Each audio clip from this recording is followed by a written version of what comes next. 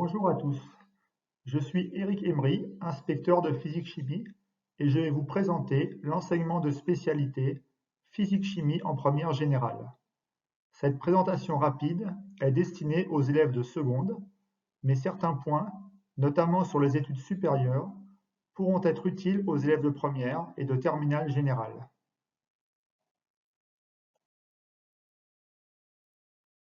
Le point le plus important est que la physique et la chimie sont des sciences expérimentales. Presque la moitié des enseignements, 1h30 ou 2 heures selon les lycées, sur les 4 heures hebdomadaires, se font avec des manipulations d'élèves. Ce sont les séances de travaux pratiques. Un second point important est que la physique et la chimie sont des sciences qui permettent d'expliquer le monde. C'est l'un des objectifs du programme que je vais vous présenter.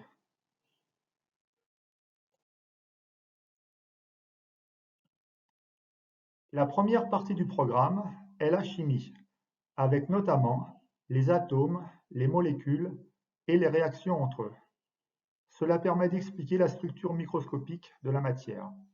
Par exemple, de quoi est faite l'eau, de quoi est faite une barre de fer, pourquoi certains produits réagissent entre eux. Par exemple, pourquoi la barre de fer va-t-elle rouiller dans l'eau. L'illustration montre une distillation qui permet de séparer différents constituants d'un mélange liquide. La deuxième partie permet d'expliquer le mouvement des objets. Trajectoire, vitesse, accélération. D'analyser certaines forces, comme la force électrique et la force de gravitation, et de voir comment ces forces peuvent agir sur le mouvement d'un objet.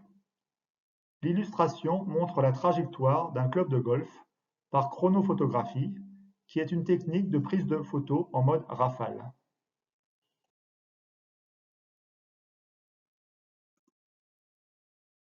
La troisième partie permet d'expliquer les ondes.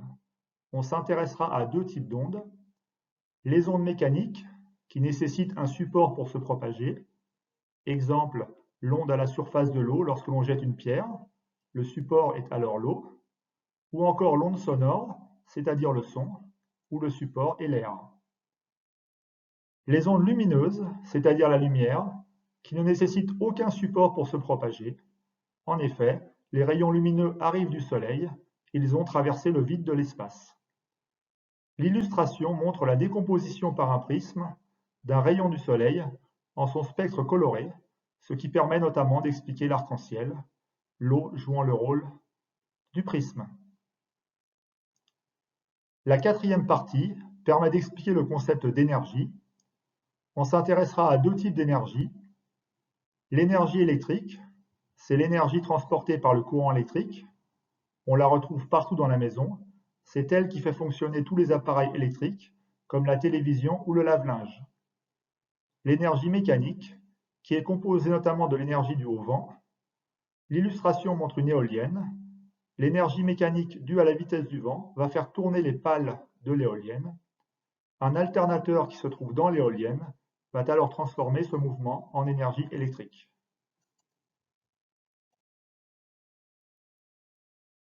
La spécialité physique-chimie est destinée aux élèves voulant faire un métier scientifique. Elle permet par exemple de devenir ingénieur.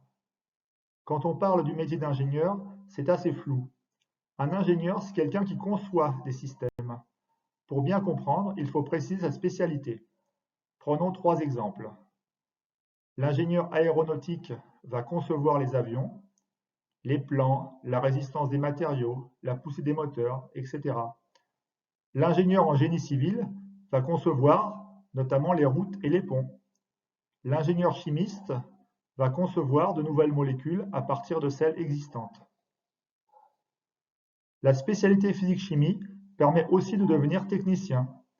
On est sur les mêmes domaines que l'ingénieur, sauf que le technicien ne va pas concevoir les systèmes, il va les installer et les réparer. Pour les métiers médicaux et paramédicaux, la physique-chimie est aussi très importante. En effet, elle intervient dans toute l'imagerie médicale, par exemple les radios qui fonctionnent avec des rayons X ou l'échographie qui fonctionne avec des ultrasons. La chimie est bien sûr présente dans tous les médicaments qui sont composés d'une molécule ayant une capacité de guérison d'une maladie particulière.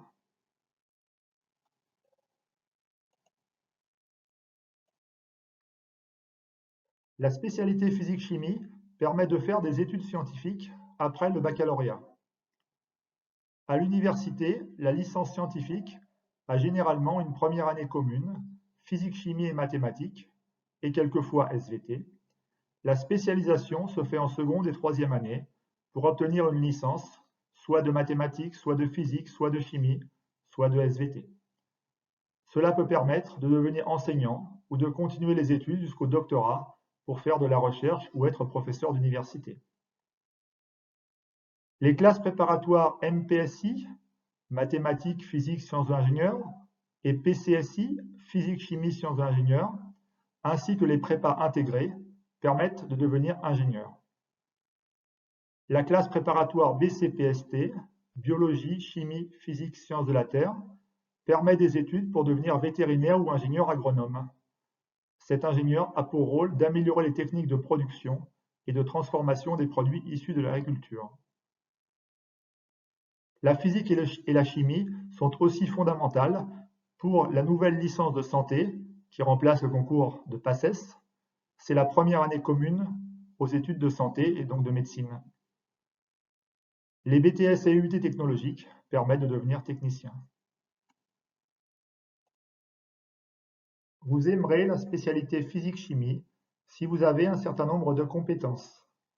Le fait d'être curieux est un atout car la physique et la chimie permettent de comprendre le monde naturel et les objets techniques qui nous entourent.